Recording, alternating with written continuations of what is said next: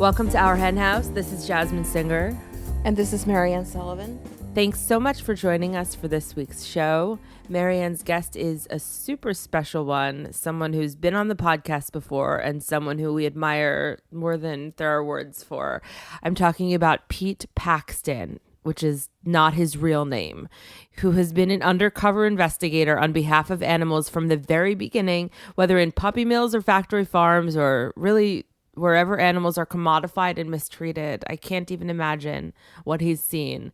He will be talking about some of his experiences doing undercover work and also about the new book he co-authored, Rescue Dogs, which tells the tale of what happens to dogs in puppy mills, but also tells folks everything they need to know about the special considerations involved in adopting dogs who've been rescued and how to deal with their needs and their extraordinary potential to be the best dogs ever.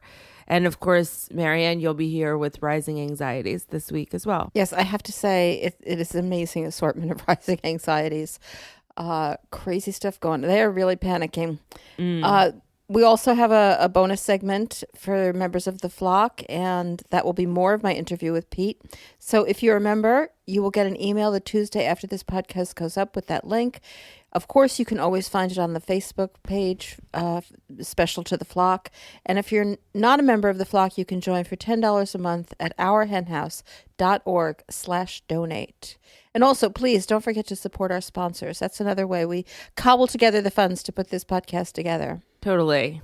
Well, I'm in New York right now, which is very exciting. I'll be seeing you tomorrow.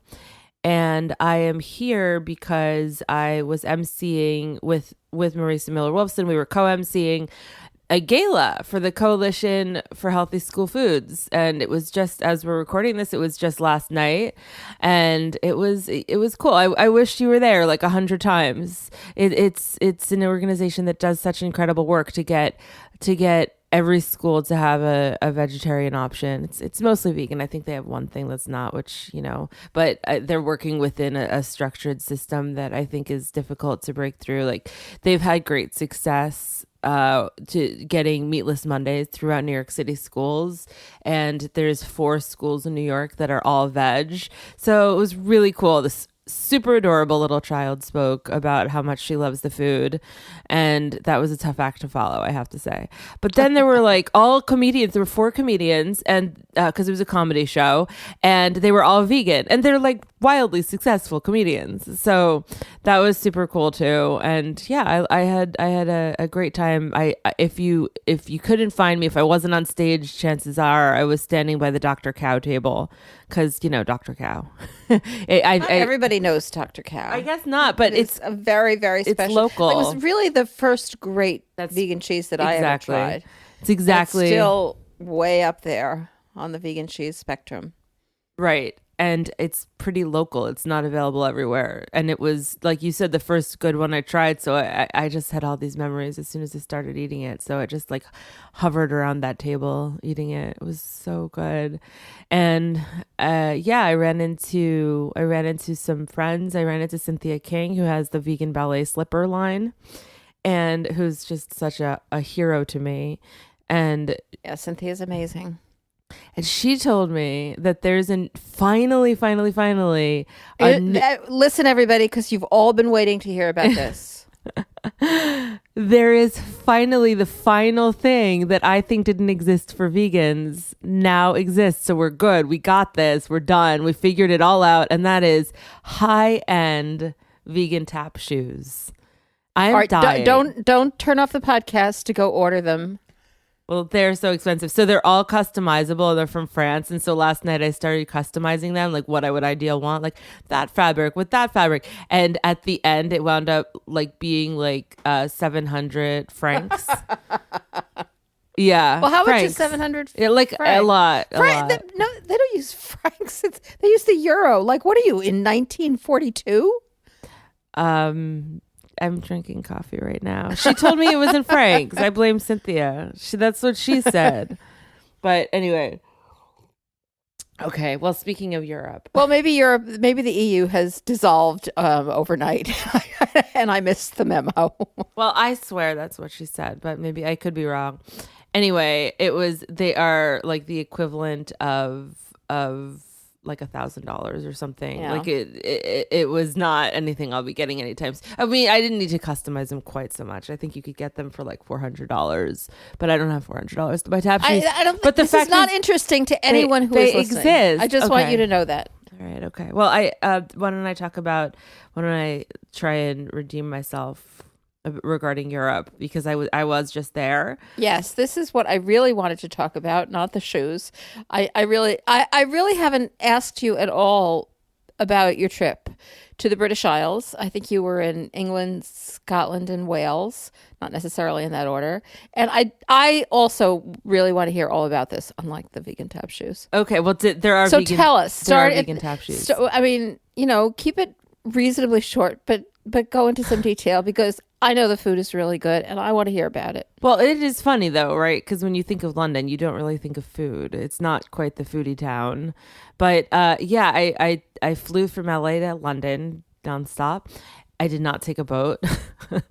And then I had this really cool, extraordinary experience where I took a train throughout the UK, and I basically was hopping from like vegan B&B to vegan B&B with a couple diversions from that, and I was eating my way through the UK, and I fell in love really mostly with Scotland, which is the only place of the three I hadn't been to before. I had been to London and Wales, but truly amazing. I started in London and I ended in London. So the first time I was there was at the Vegetarian Temple Lodge Club, which was basically this like, it used to be a nunnery. I have to say that sounds completely odd. Yeah, it this was is odd. not I don't think this is a great ad for veganism in London.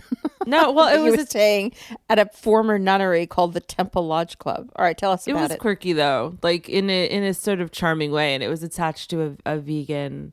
It was attached to like a vegetarian restaurant. So I ate really well while I was there. And then while I was there, I actually met up with someone who I connected with on Instagram, who's like a podcast listener.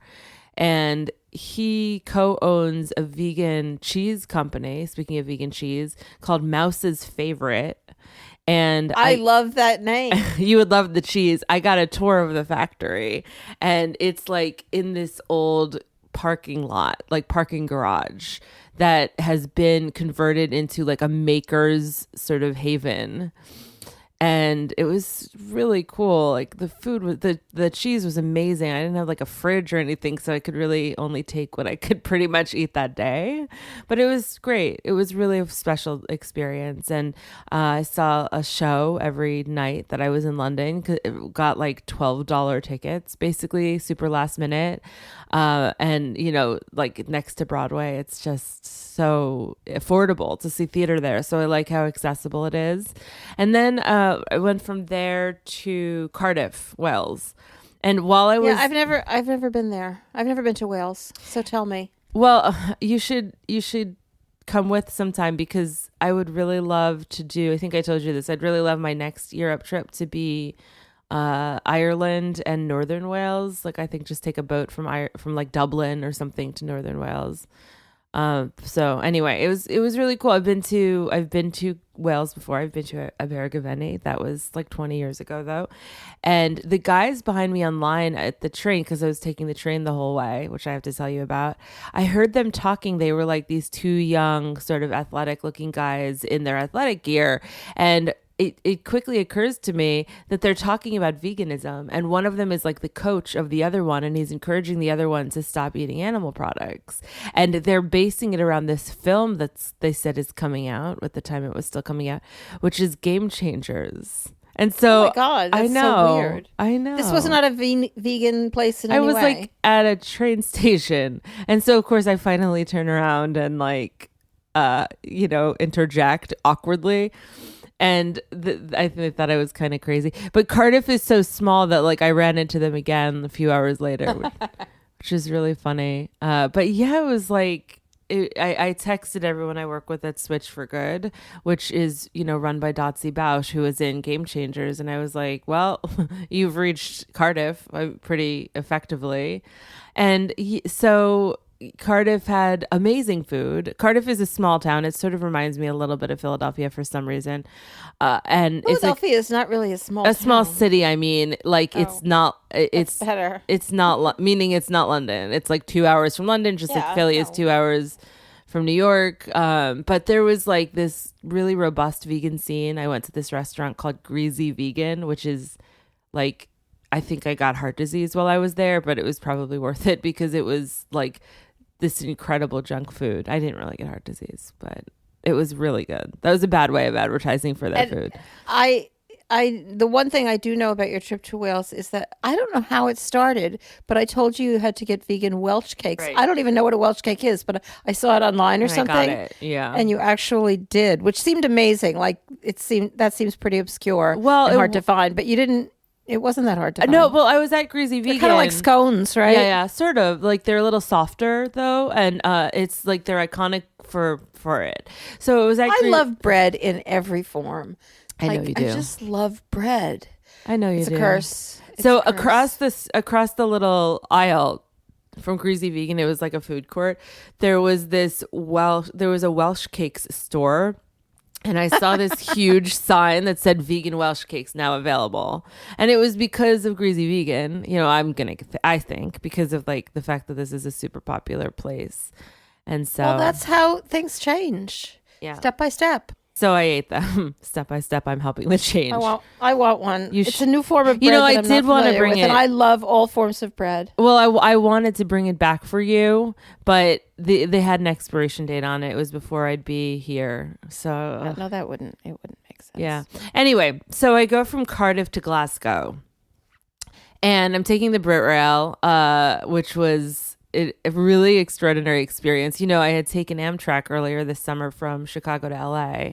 So I had this like cool experience of being able to try the train experience and the food there too. So they had a lot of vegan food on it. Well, not a lot of vegan food. They had enough vegan food on the trains out there. There was always an option.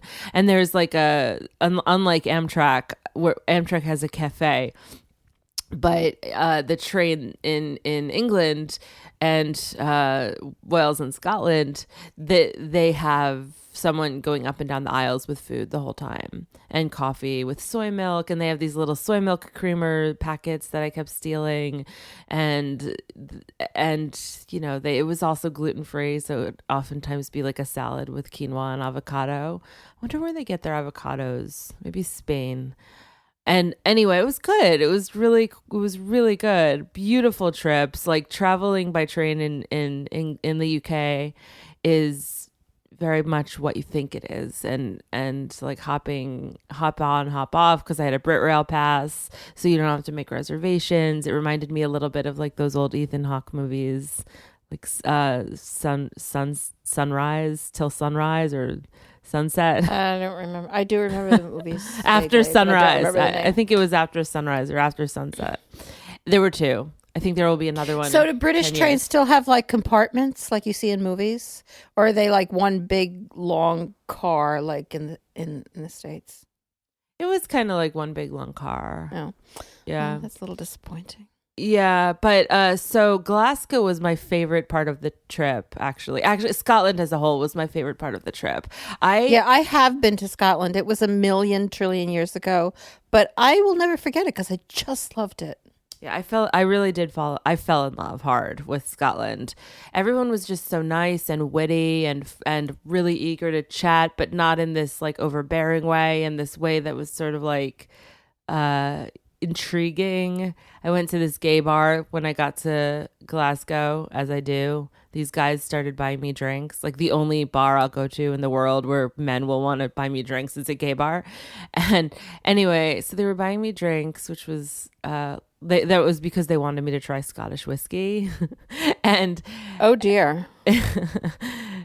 And it was so funny because I was talking to them about Dear Evan Hansen, the musical, which is very popular, but I don't really like it. I mean, I think it has good music, but the story, we were like, it's about like like a straight white boy who commits fraud and gets away with it, and everyone pities him. And one of the Scottish guys who I was with was like, "Isn't that the American dream?" It was very funny. They're very smart. And anyway, so I liked that. I felt like there was this like underground vegan scene in Glasgow. There was vegan, and I like literally mean underground, because it's such a robust city. There's this chain of vegan bars that are all owned by the same people, and they're all like literally underground. So I went to one of them, and I mean, it was like such the hangout. Like the fact that it was vegan was sort of like neither here nor there, right? It was just like there was great music, there was great food, there was great drinks, and it was vegan.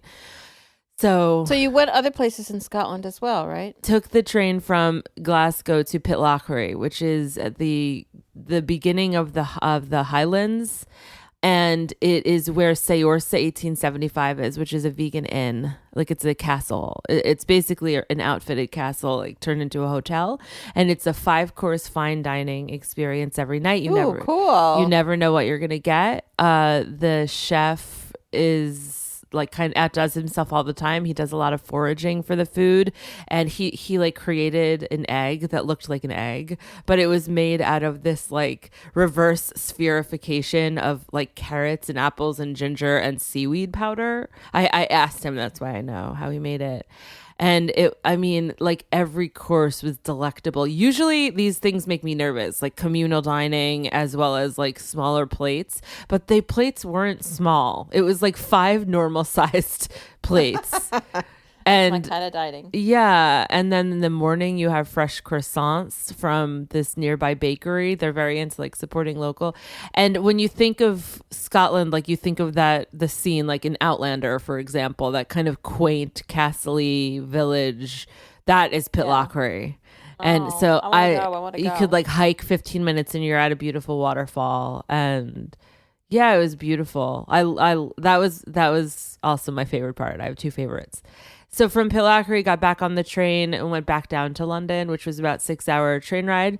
I wanted to stop in Edinburgh, but as I was like going through Edinburgh, I was like, I can't do it, because my reservations that night were in London, and I would have had all my luggage, and it just felt I couldn't do it. So I wound up sitting across from these people for 6 hours, and they were so kind, and they just wanted to talk about veganism and Trump. Everyone wants to talk about Trump, but aside from that, went back to London and stayed at La Suites West, which is a hotel that is attached to a vegan restaurant. And so when you buy reservations to stay there, it comes with breakfast.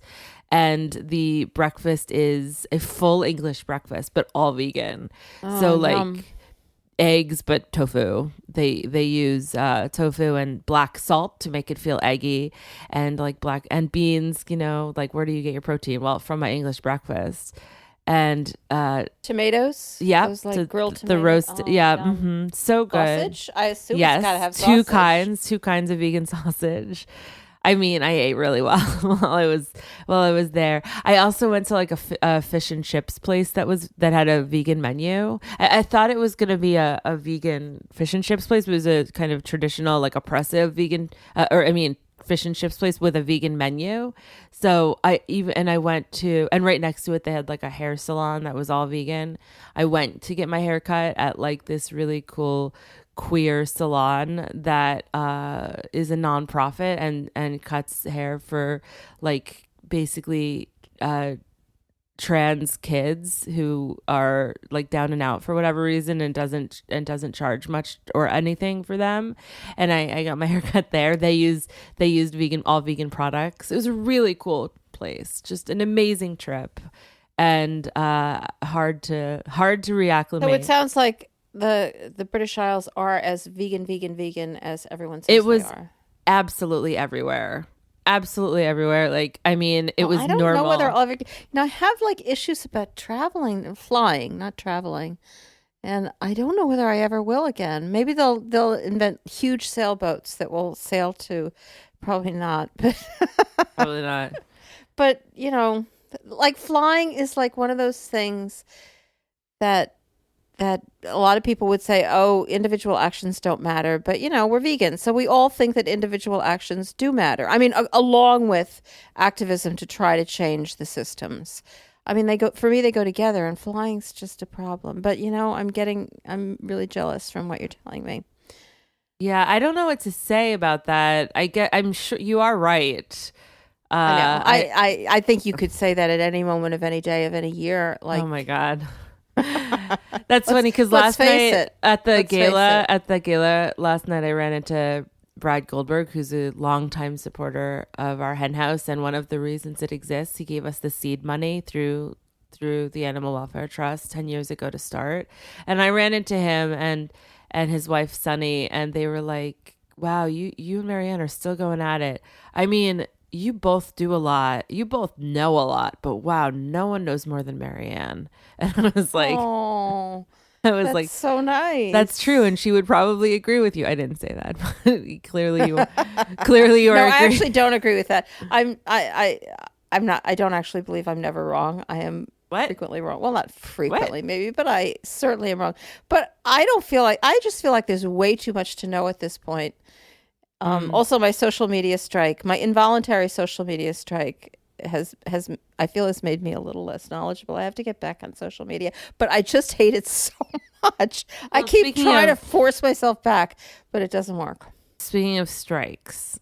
Oh, nice transition. We both went to the strike, but you went to one, like a small one in upstate New York. Went to one in Rhinebeck, New York. It was about 200 people. About 100 of them were high school students, and about 100 of them were supporters. And it was very moving. It was so small.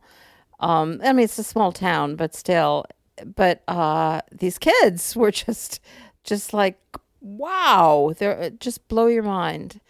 They're so smart. They're so passionate. They're all the kids who spoke at mine were girls. And they sound like 14-year-old girls. They're like kind of giggly, and if they make a mistake, they laugh.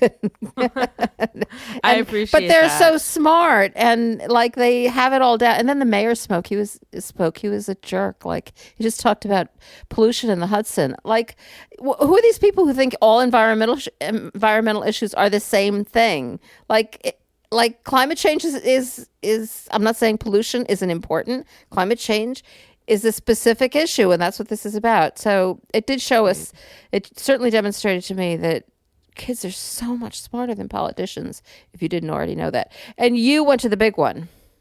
Well, or not one of the big ones. One. Yeah, I went to one in downtown LA, and I'm so glad I did. But before I did, I had a few moments where I was like, should I really go? I was going by myself. I knew it was going to be mostly kids, and I did, and I wanted to take the subway there. I take the subway in LA, and but. I had to take a bus to get to the subway, and I had just missed the bus. So I decided to take a lift to the subway. And so I get in the lift, and the lift driver goes, "So where are you headed today?" And I was like, "I'm going to the climate strike." And he was like, "Oh, what's that? I don't know about that." And I was thinking, that's weird. And then he goes, "Where am I dropping you?" And I was like, "The subway." And he goes, "There's subways in LA?" And I was like, the underground, the metro. It's the metro. And he was like, "There's metros in LA?" Like, I was like, what? Yeah. So anyway, I digress. So I get on the subway, I get off the train and like turn the corner, and there's all these vegan tables, and this one woman hugs me, and she's like, "Oh, I'm so glad you made it." I have no idea who it was. It was like a vegan who like kind of like sensed my ethics or something and hugged me. And she's like, "Keep going. They just left." So I follow along.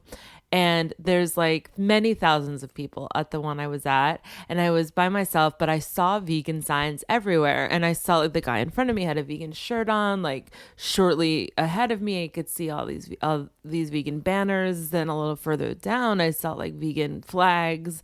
So I just started crying. Yeah. I was like in the back of I couldn't even speak to chant. And then about 20 minutes in, I hear someone yell, "Jasmine, Jasmine." And it's Paige, who works with Jane Velez Mitchell at Jane Unchained. And I head over to her, and I wind up like marching with the vegans for the rest of the time. Even someone went up to me and was like, "Hey, I'm a flock member." And Nick, his name was, and he was so awesome. And I just spent the day, like the rest of the afternoon with him. And I felt like the vegans were really showing up. Like when I got to the top of the city hall steps and I was looking down, I saw vegan signs everywhere, and they weren't even with the vegans. Anyway, so I actually felt hope. What I would love to talk about in the future at some point when we have more time is the interaction between vegan advocacy and climate advocacy. Because we don't want to look like, we finally got you. And, like, all right, now you have to go vegan. Look, we don't want to get people's backs up in this way. At the same time, it's probably the biggest opportunity we've ever had to really mainstream veganism. And so I think it's a really interesting topic. I want to think about it more, and I'm sure everybody else is thinking about it as well. Because these climate marches are going to continue. Obviously, they're going to happen all the time. So we really want to do this right. Because I actually don't just care whether people go vegan for the animals. I care about that desperately, but I actually do care whether we're going to destroy the entire planet. Well, and if you're listening to this and you want to weigh in on that conversation, then if you're on the Flock, start a conversation in the Flock Facebook page. And if you're not, you can either email us through our website, ourhenhouse.org, or you can just leave a comment under the podcast when we post it on Facebook at Our Hen House. We follow us across social media, by the way. And speaking of which, we haven't gotten any reviews lately. So if you are listening to this and you like what you're listening to, please consider leaving us a friendly review on whatever podcatcher you use to listen to the show. And anyway, I'm kind of eager to hear from Pete. I'm tired of my own ramblings, my own stories. So does that work for you? Yeah, let's do it.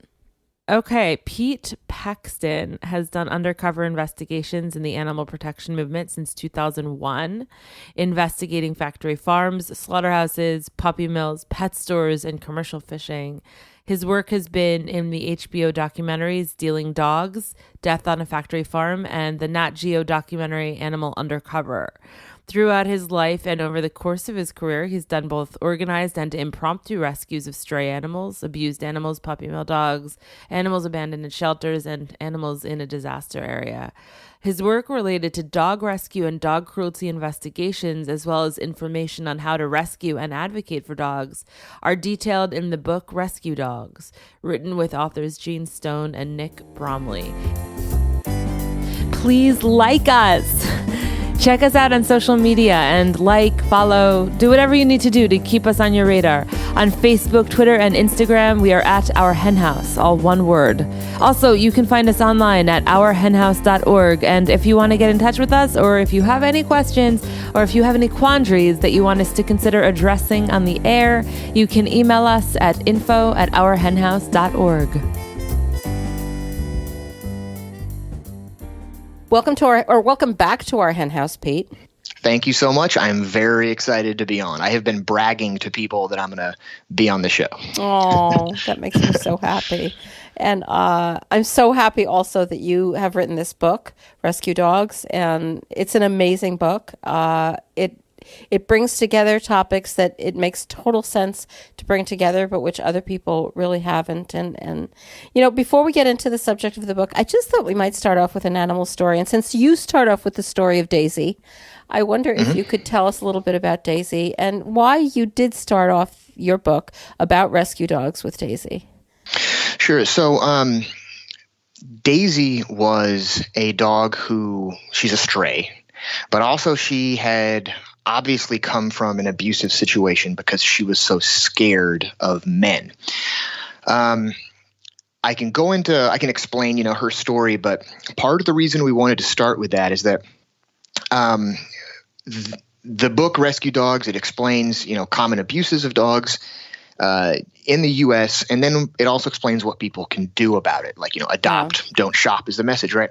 When it comes to dogs like Daisy, she's kind of left out of a lot of advice that a lot of professionals give. And there's this enormous amount of wonderful professionals that are dog trainers and behaviorists, and they really know their stuff. But when you look at 90% of it, there's advice that's given about, okay, you just got a puppy from a pet store or you just adopted a dog from a shelter. Here's what you do, right? But what do you do when you're talking about behavior and training for a dog that is scared out of her wits and you literally just got her off the street, or you literally just pulled her from the arms of an abusive person saying, give me the dog, I won't call the cops, right? We need advice on that. And so that's part of what the book goes into. And so we start with Daisy, and she was this dog who I was in between cases, and I was on my way to a motocross track, and there comes this dog, this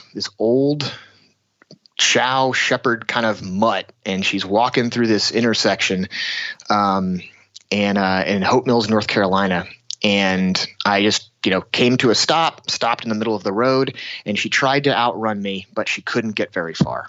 And I managed to get my hands on her, and she was just shaking, and her teeth were all worn down at the front, and it appeared as though she had spent a long time chewing at a rope to get free. There was a, small rope around her neck. And when I got her to my house, I took her to my parents' place. And she would just shake every time a man was in the room. And that included my dad, who did nothing but say sweet things to her and who loved her. And he's very much a dog person. And she was so scared of men, in fact, that if she was left inside the house with a man, and if my mom was outside, she would chew apart the blinds trying to get through the window. And it just took time. It was this completely different process of helping Daisy. It wasn't this process of like, well, we're going to introduce her into the home by teaching her how to heel and take her from room to room. It was, or we're going to really engage with her, right? We're going to really let we know we love her. No, it was pretty different. It was, we're going to leave Daisy alone. Daisy thinks that human contact is a threat. So take that threat away. Don't look at her all the time, right? Don't walk around her all the time. Leave her be. And over the course of a few months, she came out of her shell. She started becoming very vocal. One of the things that she really did when we really knew we had a dog back, right? The dog had come out of Daisy was I was in the front yard with my parents. It was first what we saw, is that she would bark at someone when they approached the door, and we'd never heard her bark. And so we gave her a lot of praise. I think the UPS guy came by, I forget, but we gave her a lot of praise. And then we went into the yard, and I think we were going to go rake leaves. And when we were just looking at her, and we step out the front door, and then Daisy barks at us. So we all came back inside, and we gave her a lot of praise, and we started petting her, right? And that's when we knew we had rehabilitated Daisy. It's a great story, and it's a simple story, and a story not dissimilar from probably things that a lot of listeners have been through, or at least some, and does cover what your book is about, and which no other books about dogs seem to cover. It's like both what happens to all these dogs, and you go through that in a lot of detail, and you've seen that firsthand. How does this happen that these dogs get like this? And then other dog training books, or whatever you want to call them, bringing your puppy home kind of books, don't talk about what to do with a dog who's really been through just horrific circumstances. And I think that's, and your book also includes some politics, some policy stuff. Mm-hmm. But I think that those are the pieces that you bring together here, that it makes so much to bring together that nobody else has done before. So do you want to add anything to my summary of it, what you're trying to bring together here? You just locked it down. The only thing I could possibly add is that for Hen House listeners, what's great about the book is that it does fill in those gaps, and the book will give you all kinds of advice. So if you're wondering, okay, how do I rescue a stray dog? There's guidelines for if you're in the middle of Los Angeles versus you're in the suburbs of Houston versus you're on the rural roads of Goodman, Missouri. Right. It's a different set of rules, and that gets explained. What do you do if your dog is lost? What do you do if you found a lost dog? What do you do if you get this dog and this dog is a fear biter? This dog is dangerous, or this dog is scared. Or what do you do if you think someone's abusing a dog? How do I handle that situation? Right. I think I know what's happening, or I'm standing there right now and I see it. There's guidelines based on personal experience that's in the book. And I think that Hen House listeners are activists, the people that they want to get involved, they want to learn, and that information is in there. But what the book is also great for is it is the perfect book that you give to someone who, they know they should adopt, but they don't really want a used dog, or they know a good breeder. They know the exception, right? This is the book for them to help explain the problem, give the solution, and kind of ease them into it. Yeah, absolutely. And also the book for people who are listeners and who maybe, these situations can come upon you so suddenly. All of a sudden a dog happens and you have no idea what to do with a dog who's in this much trouble. So it's great for that. And, in addition to the reasons that people don't necessarily want to adopt is as you point out, and it's really true. People have such huge misconceptions. It's not just they don't want a used dog. They think that it's going to be 1,000,000 times harder to deal with a dog who's been rescued. And maybe that is if you're dealing with a dog at Daisy's point. But people have a lot of misconceptions about a dog they might get from the shelter. You go into that a lot. What is it that people think is so much easier about a puppy from a breeder than a adolescent from a shelter, and why are they so wrong? So, for one thing, people think that they can control nurture to a degree that nature doesn't matter, and the other thing is that there's a misconception about what nature is and how it's universal across a breed. Anyone who has a lot of experience with dogs and with rescues will if they'll instantly agree with me that the stereotypes just aren't always true. Many of the nicest dogs I've ever known in my life, I'm sure many of the Hen House listeners agree with this, are pit bulls, right? They're just like little babies, and they have this terrible stereotype. Many Chihuahuas have a stereotype that they are yappy, little nervous dogs. I've lost count of how many Chihuahuas I know that are just sweet little quiet cuddle bugs.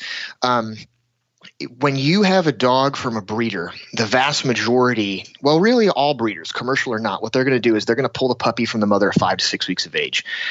And then the puppy goes and is going to be with a litter for the next 2 weeks. And then they get shipped off they're either going to get sent in a van or a truck or a plane, or they go off to a broker and then they go off to a store, right? When you take a puppy away that early from the mother, then they develop separation anxiety. Separation anxiety goes across a wide spectrum, but we typically, when we think of it, we think like, oh, that dog lost her home and now she's scared, and that's what it is. It can be a lot of different things, but it includes a young puppy being taken away from her mother, taken away from her litter, and going from cage to cage until she finally goes to a home. Right. And so she doesn't. So she's nervous and she doesn't know when she's going to be somewhere else, what the rules are. There's been no rules she's followed yet. She just pees and poops wherever she wants. So not only are they more likely to have separation anxiety issues, they're more likely to bite. That's why puppies are always biting everything, is because during that formative time, up between 5 and 8 weeks of age, they're supposed to learn to not play bite. And the mother will teach them that. That's not the case with bred dogs. They just kind of go out the door, right? Whereas if you get a dog, and then also you don't ultimately know what their personality is. We think we do based on the breed, and we think that we can control it. But dogs are very complicated animals.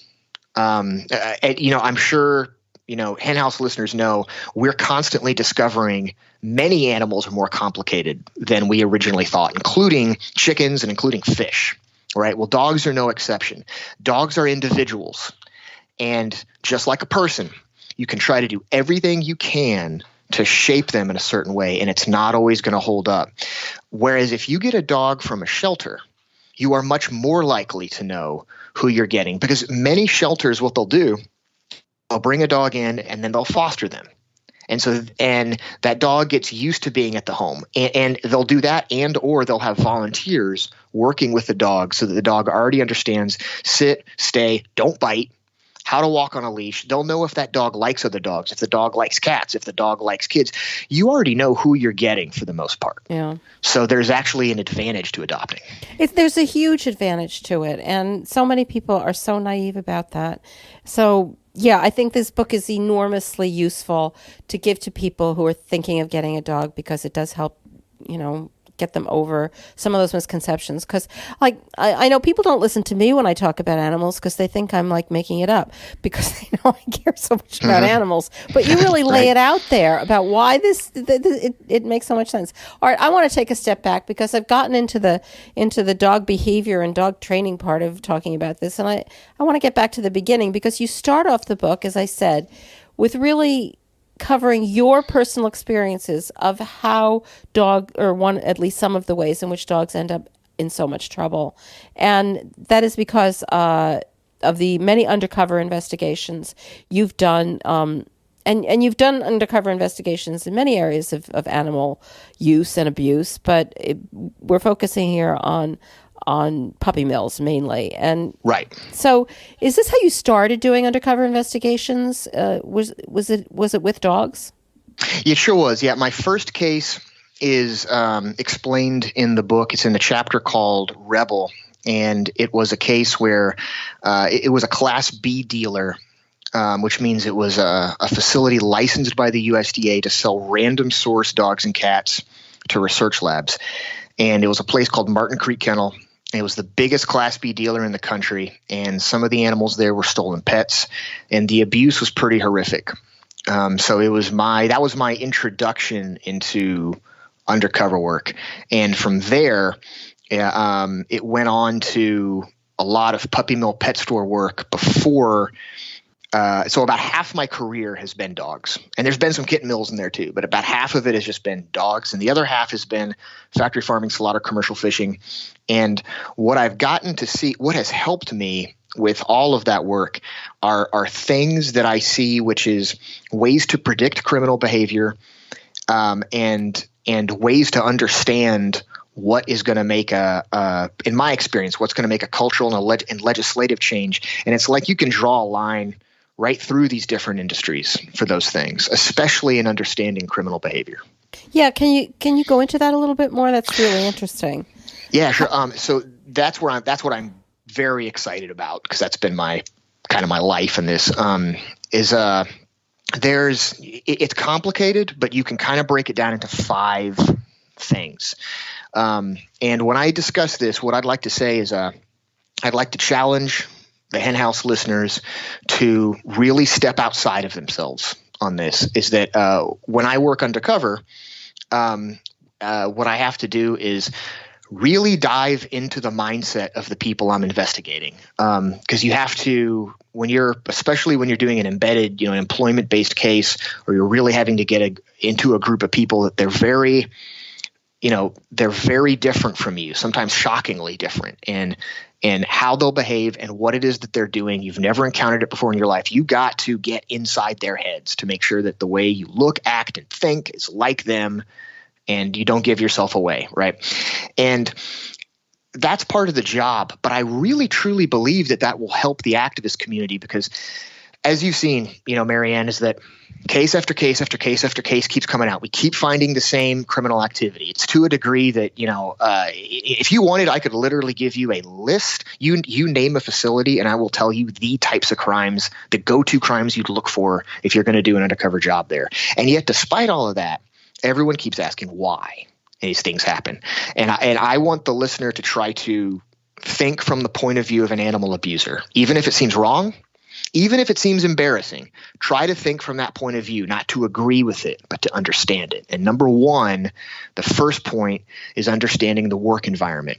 And I know a lot of us hear that, and we know that the work environment is difficult, but unless you have done it, it is far more difficult than you can imagine.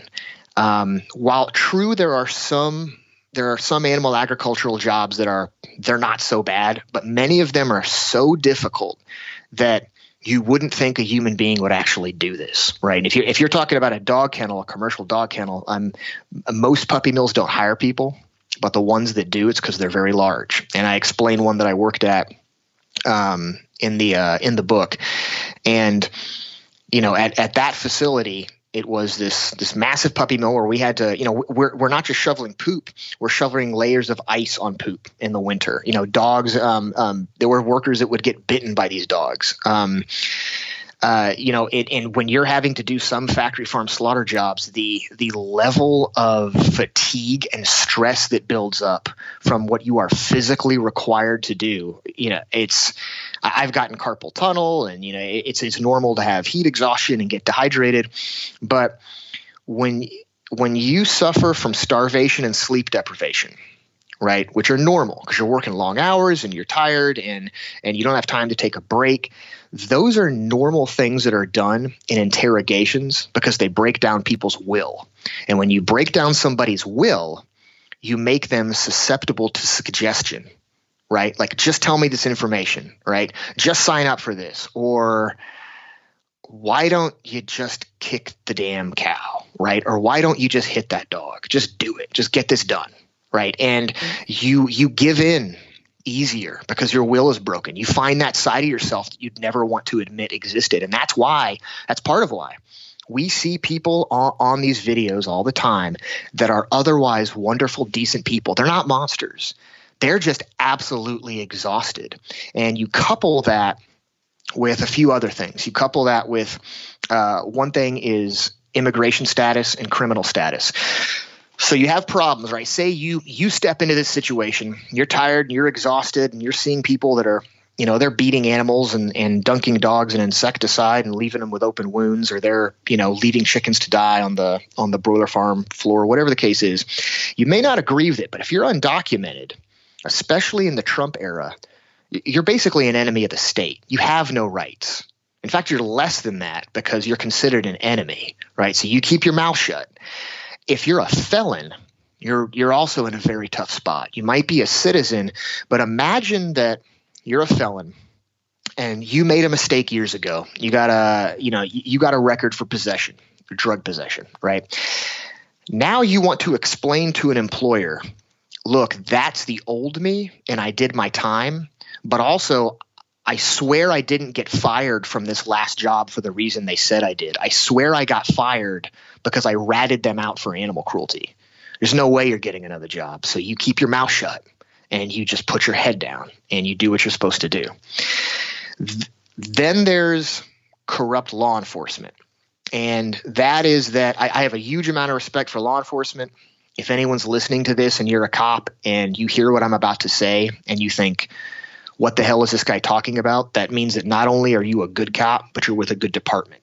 So that's wonderful for you. I have an enormous amount of respect for law enforcement, but I constantly encounter, and this does not matter if it is fishing or it is slaughter or it is a farm of chickens, cows, dogs, or hogs or anything else. You're talking 99% of the time about a rural area, and everyone is from that area. And local law enforcement is usually involved directly or indirectly with animal agriculture themselves. So the types of things that would make people stressed enough to abuse animals illegally are the kinds of things that have made members of the law enforcement community do it, as well as just normal civilians. The kind of things that we uncover all the time. So a good cop who may otherwise go after somebody for abusing their child is going to resent people coming into their community to go after people for kicking a cow, right? Or for leaving a dog with an untreated wound when they have 600 dogs. It's ridiculous they should have to worry about that one, right? Corrupt government is another one, and that is the USDA. So it doesn't matter if you're talking about slaughterhouses or you're talking about puppy mills. USDA is supposed to go in, they're supposed to inspect them. And from working undercover at both of those things, I have seen at bee dealers, at puppy mills, at slaughterhouses, I've seen USDA inspectors go in and either turn a blind eye or actively go out of their way to try to help cover up what's going on. So at a slaughterhouse, I remember an inspector telling me I should not report cruelty to him because he's not supposed to know because he could shut the place down. And at puppy mills, I've seen how inspectors would call the the puppy miller ahead of time to let them know, be prepared, because I know that you have a bad record. I'm coming in tomorrow. And then the puppy miller would tell us, we got to scramble to clean this place up. We explain that in a chapter in Rescue Dogs as well, that incident. And so when these things combine, they bring us to the final thing, which is what I call a culture of cruelty. So imagine that you are a felon and you work every day at a job where you're so tired you can barely keep a thought in your head, right? You know for a fact that the local police don't care. You know for a fact that the government doesn't care. You then start to see that if you even bring up what's going on, if you even bring up, hey, this dog died, and that's kind of crazy. The dog was just left in the cage to die. The response from your neighbors, the response from people at your church, everyone is, yeah, that's what happens, right? That's why they're there. And you just become desensitized super quick, and that's just the standard norm. That's it. Yeah, and I think there is a growing appreciation amongst animal advocates that the goal of undercover investigations isn't to uncover brutal workers. I mean, brutal workers, I'm without defending what people have done to animals, they're not really the problem. The problem is the system. And you do go into a lot about ways in which there really have been, as a result of your undercover work and other people's work, some shifts in the system regarding puppy mills. Do you think that is like one of the important functions of revealing what's going on, not just to get convictions against workers, but is there hope of actually improving the entire system by revealing what's going on? Very much so. It is working in puppy mills, and I believe that could be translated into progress fighting against CAFOs and commercial fishing as well. And the reason that I say that is, the point of view that I'm coming at it from is I started doing this in 2001. It's been 18 years. It's been a long time, right? And so I've gotten to go and see how things are. And then, keep working, keep going back to the same areas, back to Pennsylvania, back to Missouri, all these places. And then so not only do I get to see how my target lists change, that that was a big target. That guy's out of business now. Or wait a minute, I have a few hundred less targets all of a sudden, right? I'm talking to these puppy millers and I'm seeing what it is that they have to say.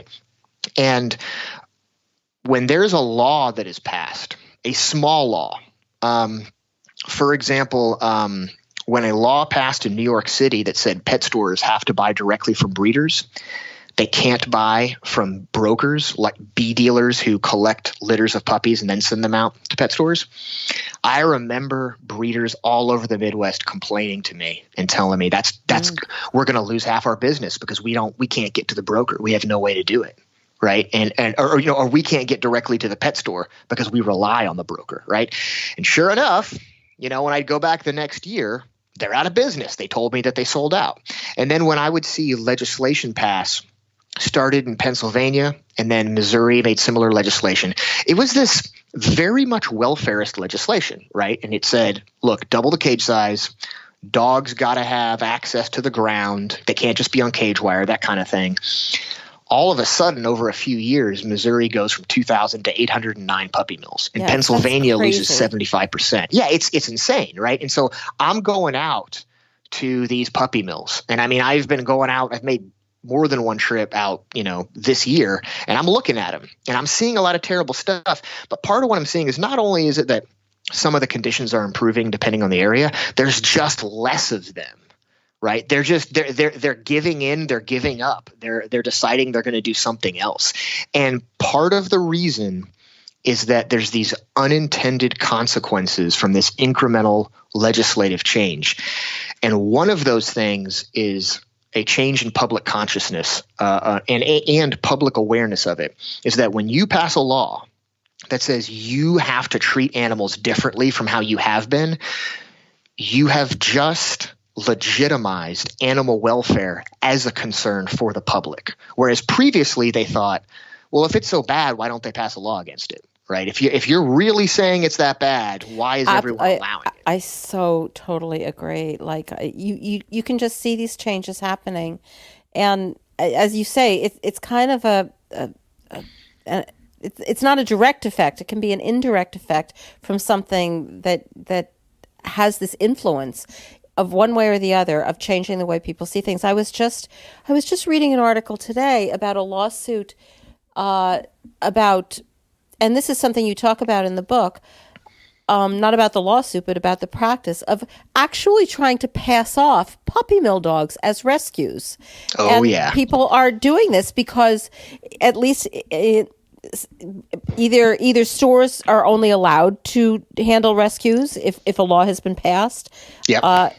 Or they just want to because rescues are becoming more popular, and now because there's a law in California that says pet stores can't sell puppy mill dogs, they can only handle rescue dogs.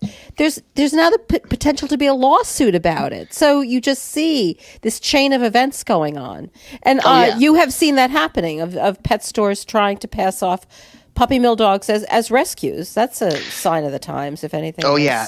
That's happening. That's happening all over the place. It's definitely happening in California. But about half, if I'm not mistaken, it's been about half of the pet stores in California. They've just said, fine, we're done, we're out. You know, and we're not going to sell. Whereas the others, what they're doing is that they're buying puppies from USDA licensed brokers who have either legitimately or just claim that they've set up a separate business. It's a 501c3. And instead of the USDA licensed broker buying puppies, that same person who has that USDA license buys the puppies from the same people. They just get it under the 501c3, right? So they'll look at your litter and they'll say, okay, well, I'm a broker, so I take the whole litter. That's the deal that we cut. But that's a B puppy, and a B puppy means a little too much of an overbite, little too leggy, something's wrong with it. That would be a lower price. That's the one I'm going to buy. I'm going to buy that one from the 501c3, right? And then those puppies, they can be purchased, shipped off to the pet stores, and you go around California and you see them. You'll see them in the stores. There are these puppies that are purebred Yorkies, Shih Tzus, Chihuahuas, you name it.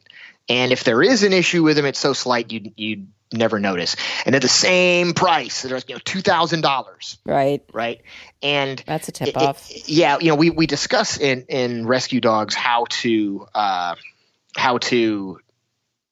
discover if you're being ripped off, but the truth is it's really easy, right? If it's a purebred puppy, that's one thing, and if she's the normal price, if she's thousands of dollars or hundreds of dollars, well, that's another one, right? And if they tell you the name of the rescue and it's not a local rescue that you can just look up immediately, I mean, those are all enormous red flags.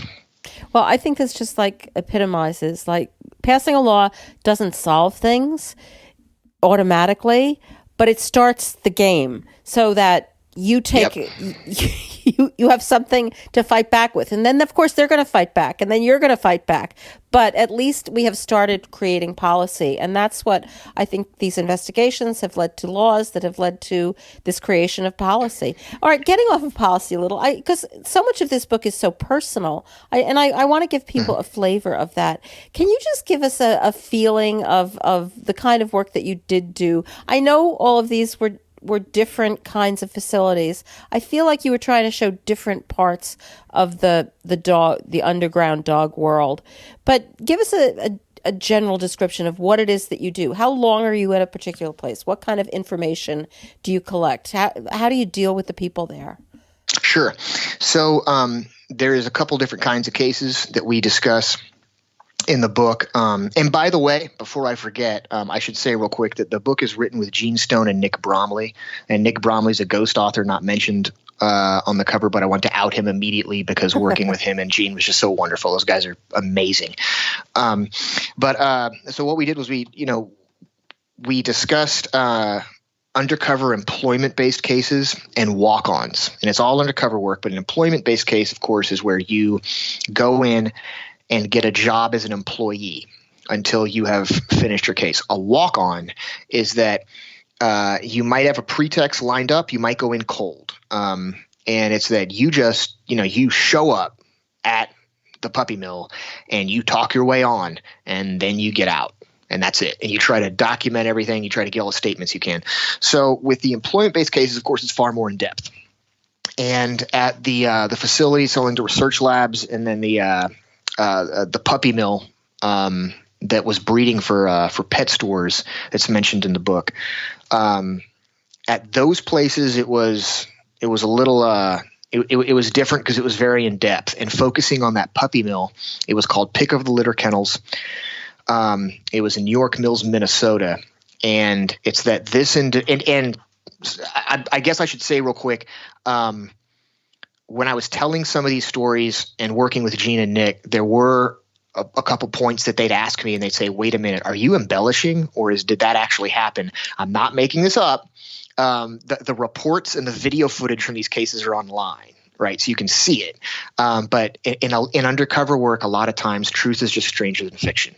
So again, everything I'm saying you can actually read about online. I'm not making this up, but that target, Kathy Bauk, she had already been busted for doing her own surgeries on dogs illegally.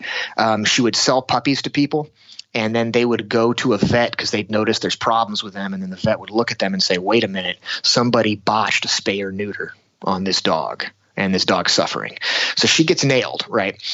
But while she is in the process of getting hit for that, I go to work undercover at her place because unbeknownst to me, there's a couple people there at her place that have been reporting on her and took the information to the DA's office. And so while it was very difficult to get undercover because she already knows she's being investigated, she actually got prosecuted while I was working undercover there and got sent to jail and would come – the judge gave her work release and she would come home to the puppy mill that I was working at on work release to commit more crimes like the ones she had just gone to jail for. And that's what I spent weeks getting evidence on. And we discuss all of that. We discuss the